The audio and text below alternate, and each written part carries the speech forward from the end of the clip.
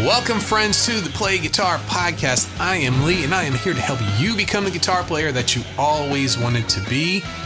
Say you got some licks. You got a handful of licks. Say you got 10, 20 licks that you'd like to play, but you're not sure how to turn them into a complete solo. Or maybe you always do the same thing, all the same licks in every solo, and things are sounding kind of the same all the time. Well, today you're in the right place. I'm going to show you how to take those licks and build them into a solo that feels natural, a solo that tells a story, a solo that sounds like you know what you're doing.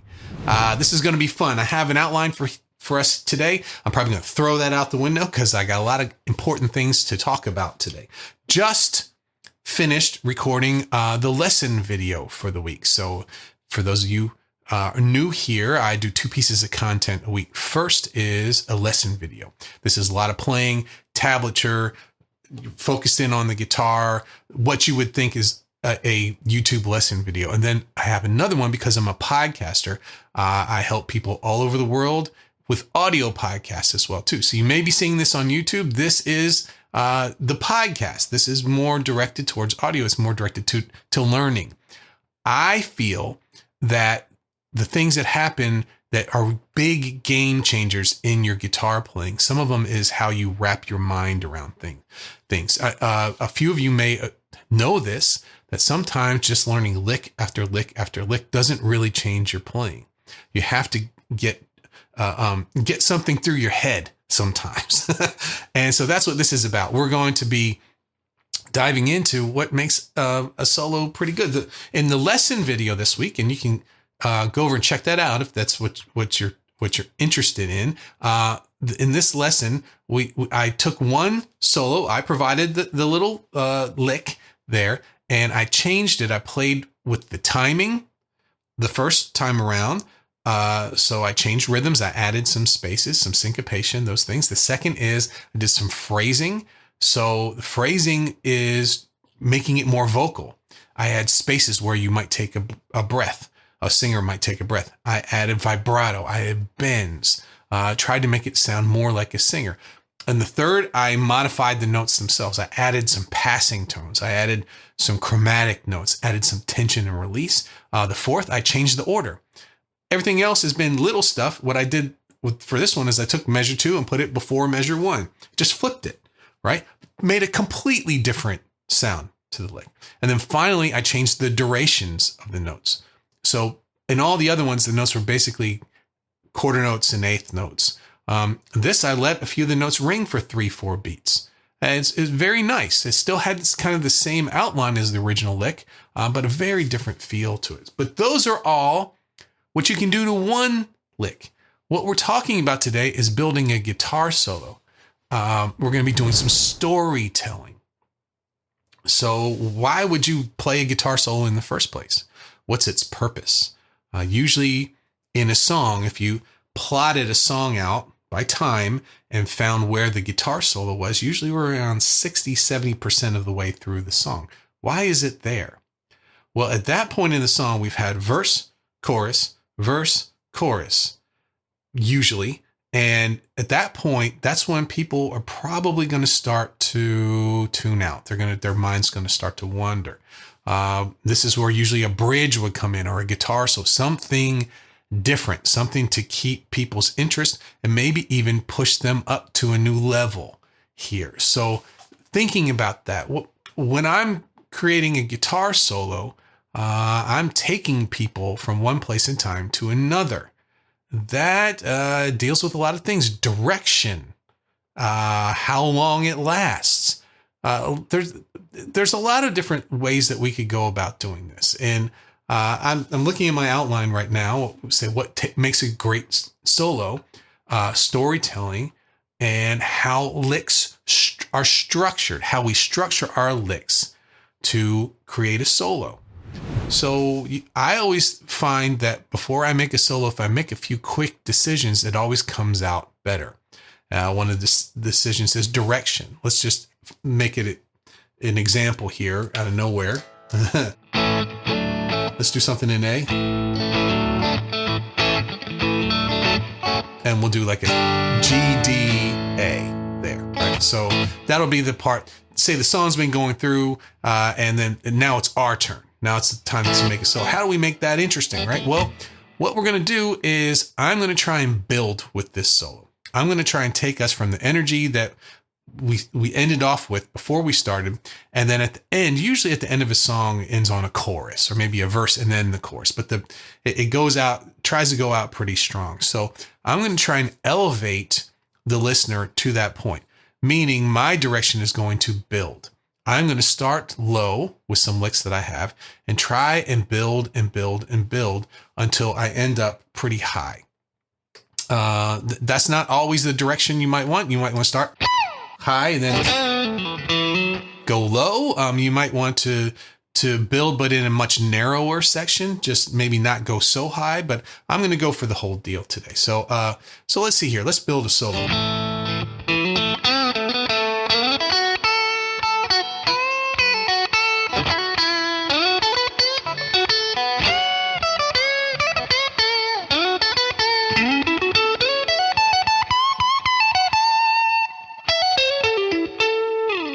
Okay, so in that, I was imagining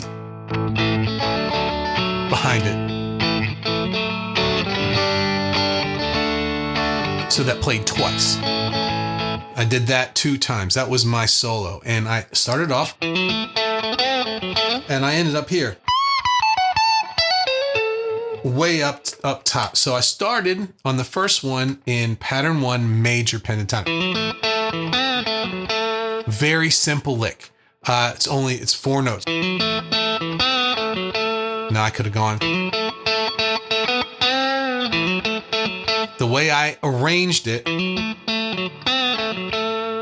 was very easy, very small. And then I said, okay, now I've established, okay, I'm doing a major pentatonic solo over this. It sounds pretty nice, but I need to build a little bit. So I'm going to go up to the next level. So I'm going to go to pattern 2 in the major pentatonic. And that basically is a lick that came from Chuck Berry. It's the Johnny B. Good lick there. Now I didn't play it minor third, major third. I slid from the minor third to the major. But so far now, where I started down here, now I'm up an octave. So I've already moved up an octave. I've taken 2 licks that I know in 2 different positions and put them together. I may have never ever put those 2 licks together before, just for this song. So now at this point, I'm in pattern 2, major pentatonic, doing some bends and those things. As I go up now, I've gone up to the 10th fret, and this is where the B.B. King box sits here. Since I did a little bending before, I'm going to go all the way with the bending. So this is making the solo kind of soar a little bit.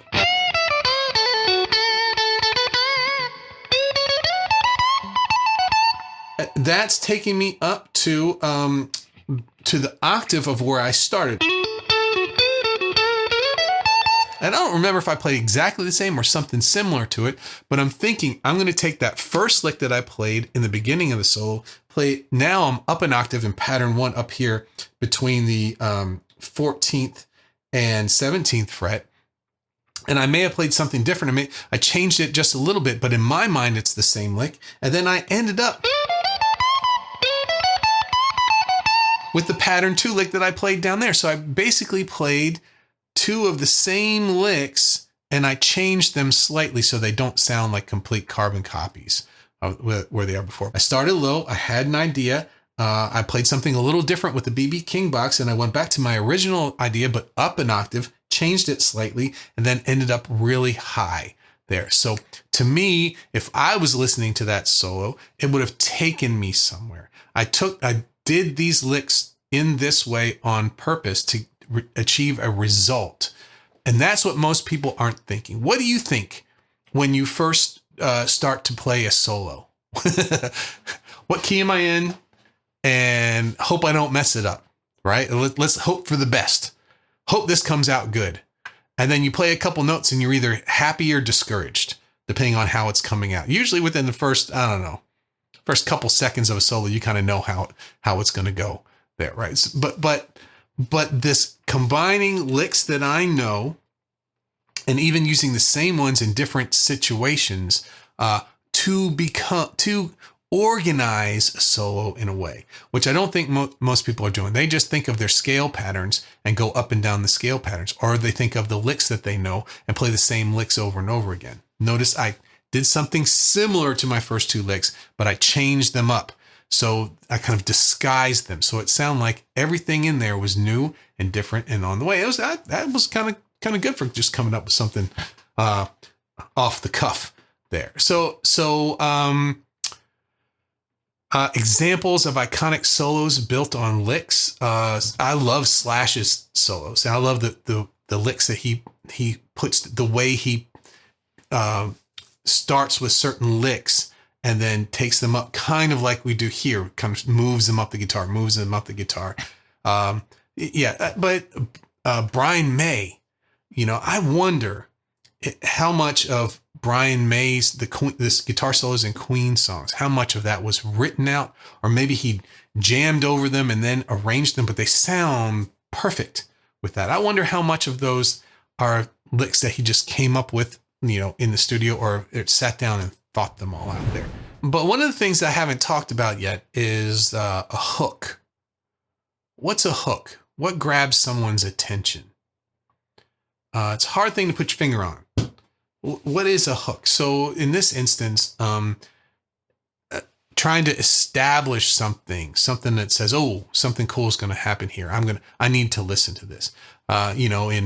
We deal with hooks every day. If you turn YouTube on or your television on, right? The marketing that comes at you 24 hours a day, 7 days a week, it's hook after hook after hook. They're trying to catch you. What we're trying to do is we're trying to catch the listener with this. So I started this one. So what about that? That was a pretty defining. I think that the two quick little notes there kind of hook you in. It's got a cool little rhythm to it. Maybe the hook was the part that's similar to Johnny B. Good. Maybe I chose that because it's familiar to people, and this doesn't sound that way. But thinking about a hook, what's something that would draw someone in? Well, let's flip that. What's something that wouldn't draw someone in? Well, if I played something, in this instance, something that had longer notes, that wouldn't have you, you wouldn't listen to that, right? You might go, oh, this is going to be horrible. That wouldn't be bad. That would be bad. The notes are kind of disjointed. They don't sound like someone could sing them. They would kind of have a more of a like a deflating kind of sound. I was trying. That has an urgency to it. It's got some staccato notes. It has a part of it that wants more. You think, oh, okay, that established something nice. What's next? So we've gone a long way in just 2 measures there. But I hear that, I'm thinking, okay, that's it's got kind of a southern rock kind of sound to it. It's got some syncopation to it. It's got these staccato notes to it. And I got a slide next, which is telling me things are moving forward. So some of the ideas that, I guess one of the reasons I picked that lick just out of nowhere is because it had a hook to it. It had something that catches people's attention. This is really tough. Sometimes here, I've got some notes on this. Sometimes instead of a hook, it could be a signature lick. It could be something that is in the song, maybe part of the vocal. Maybe if the vocal does something, you could repeat that as well. That would be a hook. It could be part of the melody of the song that you're continuing on. There's a lot of different ideas for that. But in after that, I needed something for a middle section that was cohesive. Something that went along with the song, but was dealing with the idea that I'm trying to get across. For me, it was building. I want to build this up. So my middle section has got to take you from one. So I've established the idea. And then So this is where my G chord and my D chord are back to A.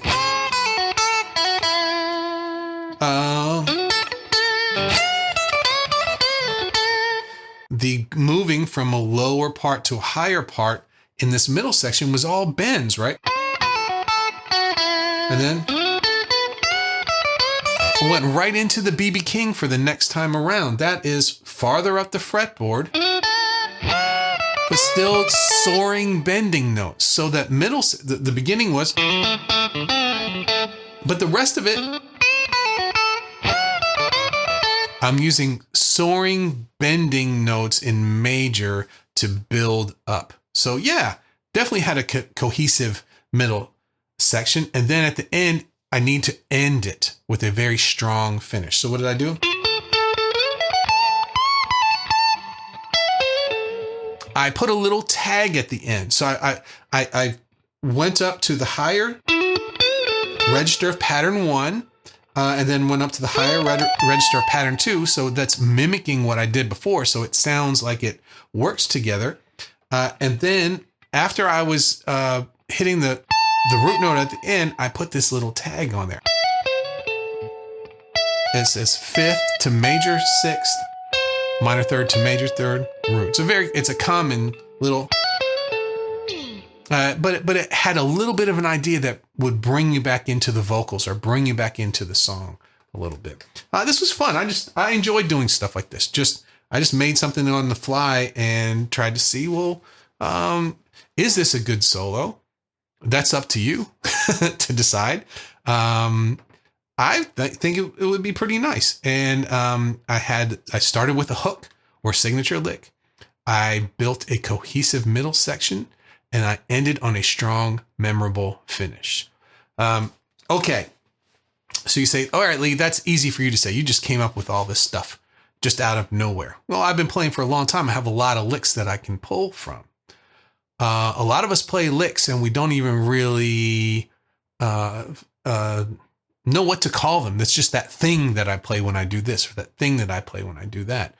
I would take, here we have a Zoom, what is this? H1, little handy recorder there. Or maybe your phone where you could use a video, you could record yourself playing.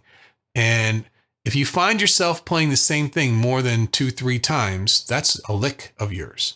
Whether it's somebody else's or not, that's a lick that you like to play. And you might want to take note of that. Maybe give it a little name. You could call it the C major thing or the A major thing, or it doesn't have to be some great name, but just the fact that you own it. And start to collect these licks that you like. I know I've got a whole bunch of different licks that I play, and I can change all of them in different ways. But maybe cataloging is a better word, your licks, instead of just having it, hopefully that lick comes out when I'm playing, make a little library of all the different things that you like to play. And then you can say, oh, look, I've got that 4 or 5 things that I tend to play all the time. What's missing from that? Or there's a lot of redundancy there. Maybe I need to change one of these up. Or what could I do to these licks? How could I make a song from these licks? Structure them in different ways. I guess what I'm trying to get across for new guitar players, especially intermediate soloists, is that the ideas that you like to play over and over again are gold. These are things that you can use, you can change, you can arrange, like we talked about today, in a different way to come up with some really, really, really interesting, fun things that are yours. And at the end of the day, isn't that what we want? We want to just all be able to play and play good music and be able to hang in there with everyone else and contribute something worth saying. And these are your raw materials for doing that. So I hope this kind of off the cuff, loosely outlined podcast, my goal for this is for you to think a little bit. Think about what you're going to play before you play it. See what the difference is. maybe just record a solo and play one, and then kind of structure it in your head before you did it the second time, and listen back to both and see what the difference is. I think you'll be kind of surprised at that. The one thing I do want to remind you, if you haven't gotten your Big 4 scale pattern worksheet yet, this is the time to do it. The end of the year's coming up. It's free. It's over at playguitaracademy.com, or you can just click the link in the description. I had a great time hanging out with you today, and I'm going to call it. That's a wrap. Thanks for joining me today for the Play Guitar Podcast. Make sure to hit the button below to subscribe to the show. And if you have benefited from this podcast, please leave a review over at Apple Podcasts. That's the best way to help and make sure we get very valuable content to more guitar players around the world. If more help, structure, and results in your guitar playing sound good to you, the Academy is over there. We're having so much fun. Come see us on Wednesday nights. We get together at 5 p.m. We have a great group of people, and we have a ton of people who watch them after the fact as well, too. We have a Q&A, and I do a little lesson there for you, too, each week. So with all the other things that are in the Academy, too. So thanks for hanging out with me today. Have fun playing some solos, and I'll see you next week. Bye-bye.